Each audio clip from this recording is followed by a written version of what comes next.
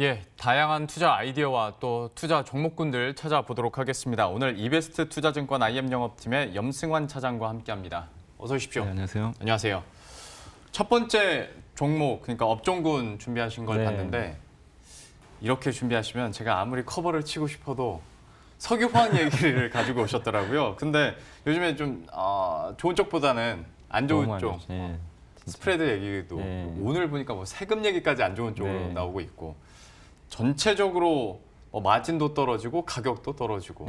근데 오늘 화학업종을 갖고 온 이유가 있으십니까? 그러니까 이게 그냥 우리가 아는 석유화학 같은 건 뭐 말씀하신 대로 진짜 너무 안 좋잖아요. 그래서 안 좋아서 싼 건 맞는데 그렇다고 해서 내년도도 좋다 이거는 아닙니다. 내년도는 더 안 좋아요. 사실 뭐 아시겠지만 워낙에 저번에 롯데케미칼도 그 IR에서 밝힌 대로 내년도 공급 과잉에 대해서 직접적으로 언급을 해버릴 정도로 지금 너무나 증설도 많고 이러다 보니까 안 좋고, 정유도 사실 좀 좋았다가 요새 좀 삐걱거리고 있잖아요. 요즘에 또 꺾이고 있는데 IMO 2020 효과 때문에 뭐 이쪽에 대해서 수혜를 받지 않을까 하는 보고서도 많이 나고 그래서 실제 주가도 좀 올랐었거든요. 근데 최근에 러시아가 갑자기 IMO 2020 우리 5년 동안 안 하겠다.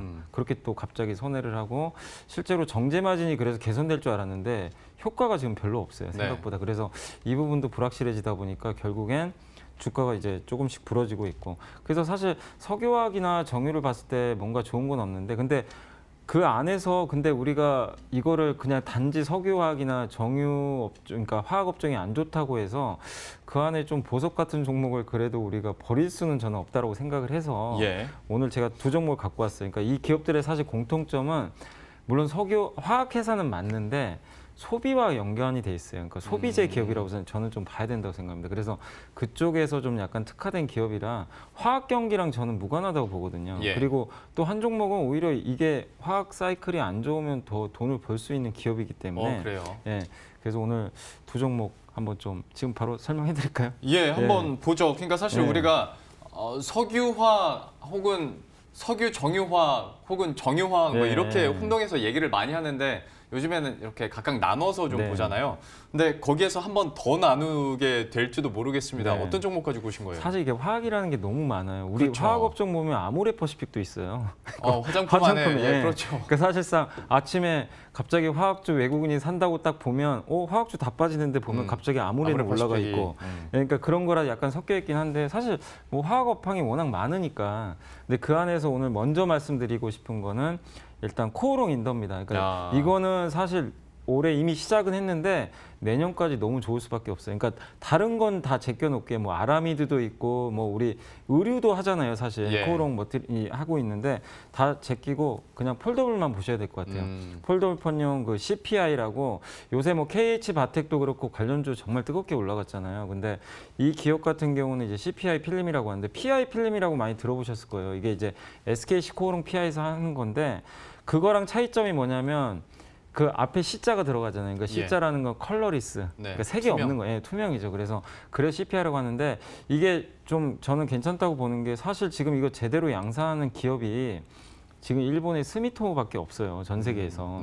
근데 지금 이제 경쟁사가 하나 있는 게 SKC인데 SKC도 지금 만들고는 있는데 아직 양산은 못했어요. 그러니까 이거 SKC도 늦어요. 근데 코오롱 인더가 드디어 이번 3분기에 양산에 성공을 했습니다. 실제로 일부 고객사에 납품을 했다고 하는데 누군지는 정확히 이건 이제 대외비다 보니까 공개가 안 되겠죠. 안 되겠지만 일부 고객사에 납품이 됐다고 하는데 이게 사실 쓰임새가 일단 지금은 폴더블 폰밖에 없어요. 폴더블 폰은 아시겠지만 여러 번 이렇게 구부려야 되잖아요. 그래서 필름도 되게 중요한데 물론 뭐 단점은 있다고 합니다. 이게 이제 약간 시한성도 좀 안 좋고 요즘에 나오는 얘기가 뭐 그 뭐죠? UTG라 그래가지고 이제 유리를 이제 필름 대신 쓰는 그런 쪽도 요즘에 얘기가 나오는 강화 유리 쪽으로. 맞아요. 근데 그 유리 같은 경우는 물론 훨씬 이 보기에는 좀 좋긴 좋은데 너무 비싸다 그러더라고요. 수율도 안 맞는다고 그러더라고요. 수율이 안 나오니까. 그러니까 요즘 OLED TV 누구나 보면 입이 딱 벌어지잖아요. 화질이 좋은데 근데 그거 너무 비싸고 수율이 안 나오기 때문에 대중화가 사실 어렵잖아요. 근데 지금 그래서 어쩔 수 없습니다. 당분간 몇 년은 CPI 필름을 쓸 수밖에 없어요. 그러니까 그리고 코오롱 인더를 저는 좋게 보는 게 어쨌든 2017년부터 이 사업을 시작을 했는데 드디어 성공을 했어요. 양산이 성공했기 때문에 이제는 뭡니까? 물량 늘려서 계속 수율만 나오면 되고, 그리고 화웨이뿐만이 아니라 이제 삼성이 어느 정도 성공했다고 생각을 하니까 이 시장에 이제 다른 업체들이 뛰어든단 말이에요. 그러면 결국엔 이 CPI 필름을 만드는 회사는 사실 일단 지금 전 세계엔 2개밖에 없기 때문에 결국 코오롱 인더의 손을 또 잡을 가능성이 굉장히 저는 높다고 보거든요. 예. 그런 관점에서 화학 회사지만 어떻게 IT로 봐야 되겠죠. 어떻게 그렇죠. 보면. 네. 그래서 코오롱 인더 주가도 아시겠지만 코오롱 생명과학이나 리스크 때문에 너무나 이제 코오롱 계열사라는 이름 하나로 너무 안 좋았거든요. 사실 이제 그 베일을 이제 벗고 이제는 좀 비상할 수 있을 것 같아서 일단 오늘 좀 첫 번째 종목으로 코오롱 인더 한번 좀 말씀을 드려봤습니다. 진짜 얘기해 주신 것처럼 그 IT 소재 부품 쪽으로 더 느낌이 네. 확 오는 감이 있습니다. 코오롱 인더 얘기해 주셨고 두 번째도 저 궁금해서요. 두 번째는 어떤 종목까지 이건 잘 모르시더라고요. 저는 이 기업은 화학 회사는 맞는데 네. 사실은 신발 관련주로 보시면 될 것 같아요. 네. 요새 신발 관련주들 사실 좀 핫했잖아요. 예. 뭐 화성엔터도 그렇고. 근데 이 기업은 나이키에 납품을 합니다. 그러니까 폴리우레탄 아시죠? 그 신발 네. 소재잖아요. 그거를 주로 나이키에 납품해요. 그래서 제가 전자공시로 한번 들어가서 봤더니 실제 매출의 대부분이 신발용 소재 쪽이에요.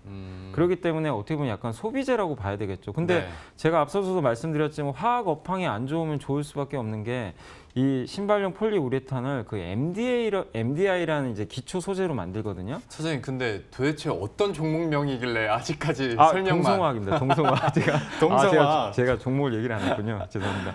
동성화학이라는 종목인데 이게 이제 MDI로 만들어요, 폴리우레탄을. 근데 아시겠지만 이게 증설이 장난이 아닙니다. 예. 정말 계속 증설하다 보니까 MDI를 만드는 업체는 당연히 안 좋겠죠. 근데 이거를 만들어서 그 원재료를 이용해서 이제 상품을 만드는 기업은 이건 너무나 좋은 거죠. 원재료는 예. 이렇게 떨어지니까. 근데 신발 수요는 꾸준하잖아요. 그리고 나이키 워낙 또 잘 나가고 있으니까 그쪽에 납품은 계속 잘 되고 있기 때문에 동성화학 좀 너무 좋고, 그다음에 실적이 이번 3분기에 나왔었는데 7개 분기 연속으로 실적이 계속 올라갔어요. 근데 제가 주가를 봤는데 아니 좀 안 가는 게 좀 약간 너무 이해가 안 되더라고요. 그러니까 너무 안 알려져서 그런 건지 제가 확인하기 좀 어렵지만 PER도 5배고 또 이제 배당 시즌 다가오잖아요. 배당도 많이 줘요. 한 3% 정도 되니까. 예. 그런 관점에서 지금도 주가 많이 안 움직였거든요. 그래서 좀 부담 없이 한번 좀 화학주 내에서 잡을 수 있는 종목 같아서 한번 동성화학 좀 말씀드려봤습니다. 예, 이것도 왠지 설명을 듣다 보니까 의류 아니면 소비재 쪽으로 또 네. 얘기를 하게 될 것 같은데 동성화학 아이디어를 주셨어요. 배당 수익률도 나쁘지 않고 저희도 관심 있게 한번 지켜보도록 하겠습니다. 그리고 다음으로는 거의 뭐 제가 함께 방송을 하고 있는 거의 모든 전문가들이 마지막에 얘기하는 네. 배당주에 대해서 얘기를 했는데 네. 저는 차장님 입에서는 또 새로운 종목들이 나오지 않을까 싶어서 네. 좀 여쭙습니다. 어떻게 보고 계세요? 그러니까 그냥 단지 이제 우리가 뭐 연말 11월 다가오면 네. 배당주 사면 먹는다 이런 생각들 되게 많이 하시잖아요. 예. 근데 사실은 그건 대부분 이게 그 전부터 있었던 데이터들을 이렇게 취합을 해보면 그냥 착각이에요. 뭐냐면 배당을 많이 주는 기업은 언제 사야 수익률이 좋냐면 좀 아이러니하게도 1월에서 4월 사이에 사는 게 가장 좋다고 합니다. 꼭 중간 배당이 없는 회사여도 예, 그때가 맞는 예, 거예요? 그때가 그러니까 연말 배당을 염두에 뒀을 때. 그러니까 이게 데이터를 뽑아놓은 제가 보고서를 한번 본 적이 있는데 2014년 이후부터 배당주에 관심이 되게 높아져서 그때 이제 데이터들을 이렇게 취합한 걸 봤는데 예. 그때 이제 스튜어드십 코드도 나왔고 뭐 여러 가지 얘기들도 그때 이제 그 지금 말고 그 전 정권에서는 사실 기업 뭐 이렇게 환류세제라 그래가지고 배당이라든가 유보금을 좀 활용을 하면 세제 혜택을 좀 줬었잖아요. 네. 그러니까 그런 영향으로 인해 가지고 사실 배당주들이 좀 각광을 받았는데, 근데 우리 많은 분들이 생각하시고 저도 그랬어요. 저도 당연히 10월, 11월에 사서 원래 추석 지나면 그때부터 예, 얘기하기 사가지고 시작하잖아요. 연말에 팔면 되는 거 아니야? 네. 이런 생각들 많이 하셨는데 수익률 면에서는 1월하고 4월이 가장 그러니까 배당을 많이 줬던 기업들이 국한돼서요. 네. 좋았다고 하니까. 근데 이제 그런 게 있기 때문에 이게 뭐 배당주를 무조건 뭐 10월, 11월에 사자 그런 말씀을 좀 저는 드리고 싶지 않고, 저는 이제 제가 말씀드리고 싶은 건 뭐냐면은 어차피 이제 배당을 받을 시즌은 다가왔잖아요. 네. 연말이니까 기왕이면 배당도 많이 주면서 저평가돼 있고 실적도 괜찮았던 기업들 중에서 한번 좀 추려보고 싶어가지고 예. 오늘 여기서 좀 말씀드리고 싶고, 그러니까 단지 배당 수익률이 4%다 5%다 저는 이건 의미 없다고 봅니다. 왜냐하면 그냥 배당만 노린다면 사실 지금이라도 그냥 SK텔레콤 사면 됩니다. 뭐 고민할 게 솔직히 뭐가 있겠어요. 근데 아시겠지만 배당락이 또 크잖아요. 그쵸. 연말에.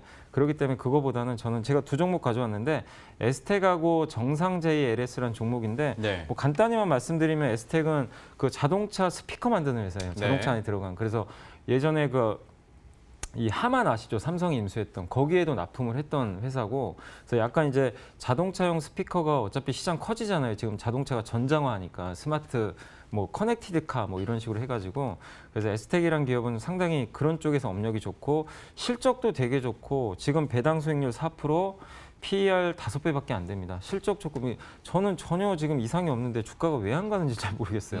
너무나 좀 안 알려진 기업인데 한번 관심 있게 보시고, 정상제 ALS는 많이 아실 거예요. 그 초등학교 영어 교육 프리미엄 영어 학원 이제 운영하는 회사고, 이 회사 역시 배당 수익률 5% 상회하고 있고, 그리고 이거 학생 수 줄어드는데 별거 아닌 거 아니냐. 근데 학생 수는 줄어든다 하더라도 이 학원비가 계속 올라간다 그러더라고요. 예. 그래서 그리고 오히려 프리미엄 시장은 더 커져요. 네. 애들이 없을수록. 약간 스마트폰 시장이랑 비슷하네요. 예. 그래서 오히려 좋을 수 있기 때문에 이 두 종목 한번 연말 좀 한번 앞두고 관심 있게 보시면 좋겠습니다. 예, 두 종목에 대해서 또 배당과 함께 충분한 매력도가 있는 종목들 이렇게 들어봤고요.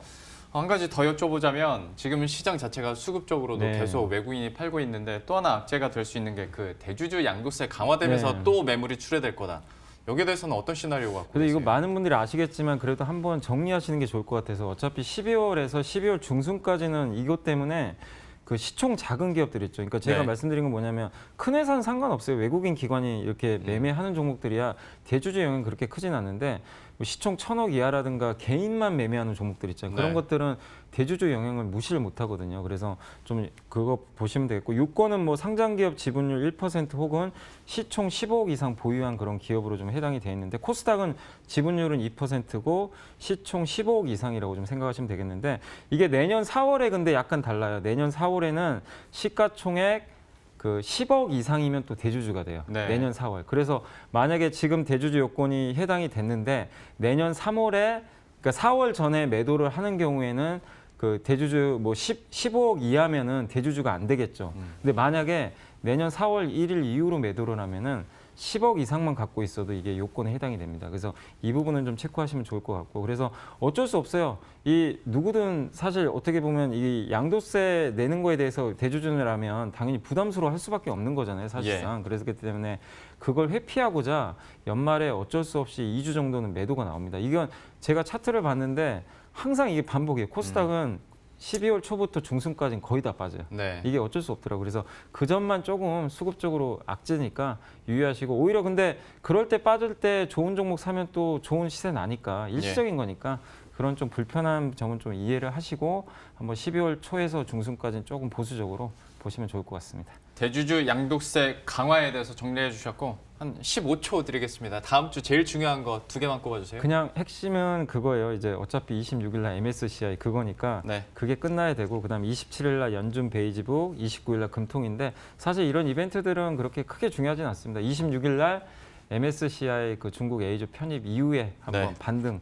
노려보시면 좋을 것 같습니다. 아, 저도 그거 빨리 좀 끝났으면 좋겠습니다. 네. 이베스트 투자증권 IM 영업팀의 염승환 차장과 함께했습니다. 고맙습니다. 네, 감사합니다.